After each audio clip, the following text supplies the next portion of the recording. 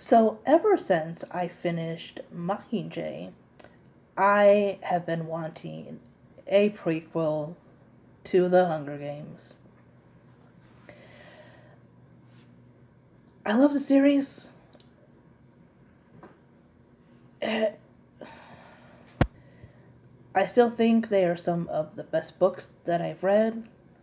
Maybe the writing style isn't the greatest, but I love the characters and I love being inside the character, inside the head of a character in this world. That is why I love the books. Because they talk family and poverty and struggles, and I just enjoyed it.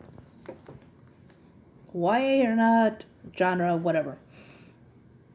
So then, last year, it was announced that Suzanne Collins was in fact writing a Hunger Games prequel. Yay me, yay all us people in the fandom, right? So it was a little while before we heard any more about it.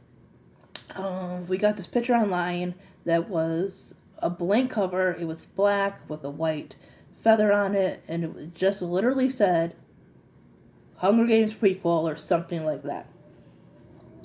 Then later on, we got the title and the cover, which people aren't all that excited about, and I suppose it could have been better.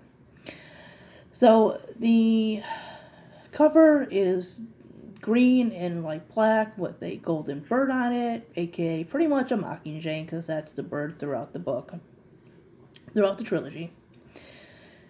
And the title is The Ballad of Songbirds and Snakes. Well, today, after about months, because I think it was announced in May or June of last year that the prequel was coming. So, after months, we finally now know who the protagonist of the story is. Because all we got was the title, the cover, and the fact that it takes place 64 years prior to the games that Katniss is in. So Katniss is in the 74th games, and this is taking place on the 10th Hunger Games. So there's no Katniss or Peeta or anything in this story. This is like decades before they're born. And so everyone was thinking, well, who's it going to be? Because there's been like 75 for tributes, right? Well, it turns out it's none of them.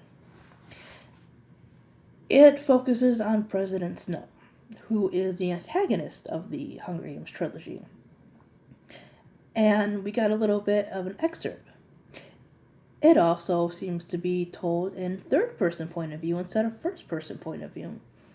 So this is way different than the trilogy. It's still the world of the Hunger Games. It's Panem and the Hunger Games and everything, but it is told from the point of view, or not told from the point of view, but it is about the villain of the Hunger Games, told in third person. So we're going to see possibly what made Snow the way he is.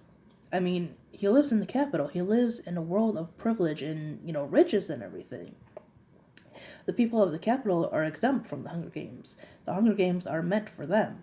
The live battle between children is meant for their entertainment.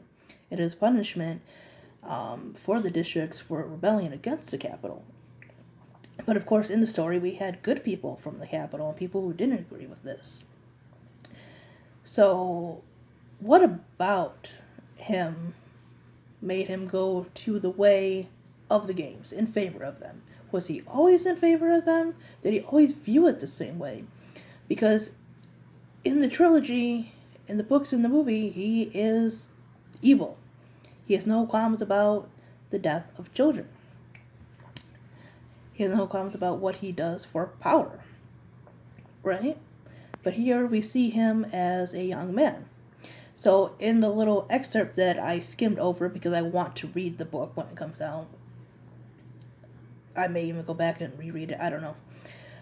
But we see that he's, I think, going into college, and early on in the games that they paired tributes up with children or mentors from the capital. See, in the trilogy, once you win the Hunger Games, you go on to mentor other children of your district. Well, since it's only the 10th games, and the games have only been going on for like a decade, they probably don't have enough winners for all 12 districts. So, the excerpt ends with Snow, I forget how to say his actual first name, but it ends with him being paired up with a girl from District 12, which is also the district that Katniss is from. So we see kind of how the beginning of the games were before they became more advanced. We also get the name of the person who technically came up with the idea or created the games. So I'm not sure how I feel about this. You guys know I am a huge fan of the trilogy. For God's sakes, my YouTube name is named after it. But I'm not totally sure how I feel about this, because this is so different. And somebody brought up that if they did another tribute, it would just kind of be like a rehash and everything, which I agree. I just didn't kind of expect it to be Snow, but we will see how this turns out. But anyways, I'm about to cough up a storm here, so if you're also looking forward to it, let me know your thoughts. Thanks for watching, guys. Bye-bye.